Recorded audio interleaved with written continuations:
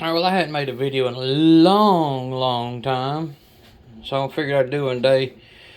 I bought this Hatfield 410 pump because I couldn't find a Mossberg anywhere. So first impressions out of the box, it looks great. When I got it, it was still wrapped in the plastic. Still sealed in this. And the bolt was open. No big deal. To get it out of the box, there's a tab up there. There's a yellow plunger or orange plunger, so you can't put shells in the tube. Tells you to take that out, replace it with the black one, which limits you to 2 3/4 shells and only 1 3-inch. And here's that tab. And in here is a key or Allen wrench for the trigger lock that it came with, choke tubes, and the choke tube wrench on this nifty little box. I'm like, that's cool. You know, looks good on the outside. So I go to close the pump, and it's locked. It is locked in this position.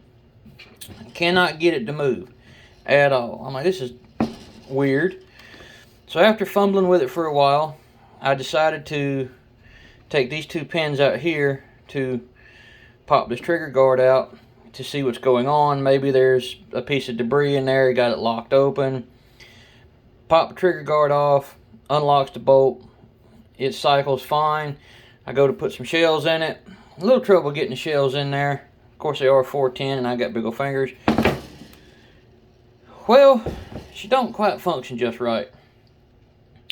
So I go to call the manufacturer. Of course, it's Saturday. I just have bought this. I ordered it last week, got delivered to my local FFL yesterday, and I went and picked it up. Anyway, so I get it to cycle, pushing the button, load it up, go to pump it, and the timing's out. The lifter's lifting up before the shell releases, and they're coming out the bottom. They're not going in the receiver to go in the chamber. So when you manually put one in the chamber, or in the receiver to go in the chamber, the elevator's not going all the way up. You have to pull the pump back and kind of kick it up. So I kicked around, said something's wrong. So this morning I get to inspecting it, and I figured out what's wrong. Some quality control issues, but once we feel we get those corrected, I'm going to have to send it back to the manufacturer. They'll be called Tuesday because Monday's a holiday. But I'm going to go in and show you what I found is wrong with it. And we're going to use the closest shotgun I have to this system is this old Sears and Roebuck 12 gauge. It's very similar in the way it's set up, and I will show you what's wrong with it. Alright, so I'm going to try to do this one-handed if I can, but I don't know if I can. Alright, so the bolt is released, the pump has started coming to back, and this elevator should not start moving until you pull the pump forward. After you complete the travel backwards and start forward, then the elevator should start coming up. Well, as you can tell, the elevator has already started going up. I'm like, okay, the timing's out. When you come all the way back, the elevator lifts, and the elevator should not be lifting at this point. Hit right there, the shell comes flying out the bottom and on the ground. So let me get it apart, and there it locked. I cannot. Yep, she seized. And we'll get it apart because I got one hand. I don't have any of my camera equipment anymore, no tripods, anything like this. I'm doing this all on my phone. So let me pause this and get this apart and show you what's going on with it. Alright, so we got it apart, unlocked it, and what's going on with it is this piece right here. This should move independently of the lifter, elevator, whatever you want to call it. And as the bolt starts traveling back, watch. There. That should not be.